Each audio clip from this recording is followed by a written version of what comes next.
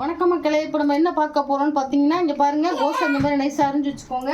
பைத்தம்பருப்பு சேர்த்து நம்ம ஒரு வித்தியாசமான ஒரு பொரியல் தான் செய்ய போகிறோம். வாங்க பார்க்கலாம். ஒரு ஸ்பூன் கடலை பருப்பு போட்டுக்கலாம்.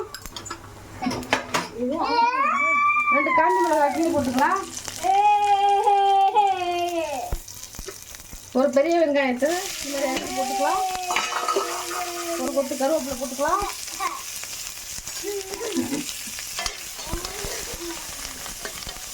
ரொம்ப வளரணும்னு அவசியம் இல்லை. நம்ம கண்ணாடி பண்ண வரணும்னா போதும். போட்டுக்கலாம்.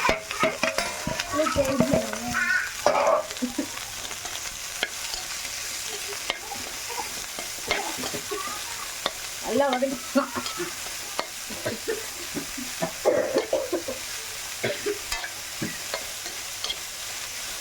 ஏன்னா கோஸை நல்லா வதக்கிங்கன்னா ஏன்னா கோஸு தண்ணி விடும். அதனால இந்த மாதிரி வதக்கிக்கணும். கோஸுக்கு தேவையான உப்பு போட்டுக்கலாம்.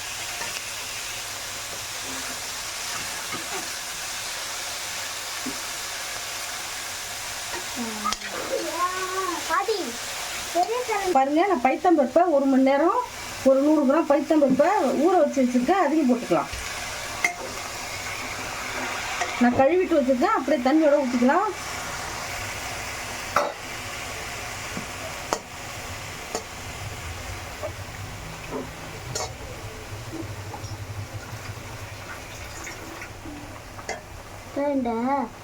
தண்ணி ஊற்றிக்கலாம்.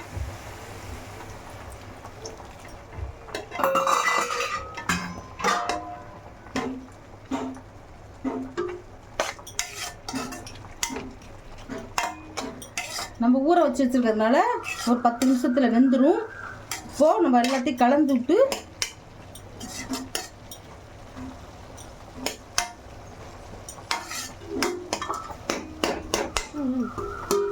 ஒரு 10 நிமிஷம் மூடி போட்டு வேகட்டும். அப்புறம் பார்க்கலாம். கடைசியாக ஒரு பொருள் போடணும். அப்புறம் பார்க்கலாம். இப்போ பாருங்க, கோஸு பைத்தம்பருப்பு பொரியல் சரி வெந்துருச்சு, ரெடி ஆகிடுச்சு. இப்போது ஒரு கை நல்லா ஃப்ரெஷ்ஷான தேங்காய் பூ போட்டுக்கலாம்.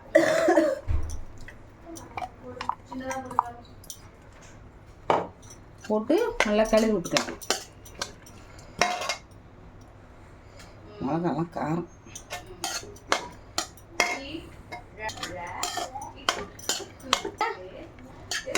இப்போ ஊற வச்ச பாசி பருப்பும் கோஸும் பொரியலும் ரெடி ஆகிடுச்சு. பருப்பு எப்படி வந்துருக்கு பாருங்க. பாசி பருப்பை இந்த மாதிரி ஊற வச்சு போட்டுங்க. சூப்பராக வந்துருங்க பாருங்க.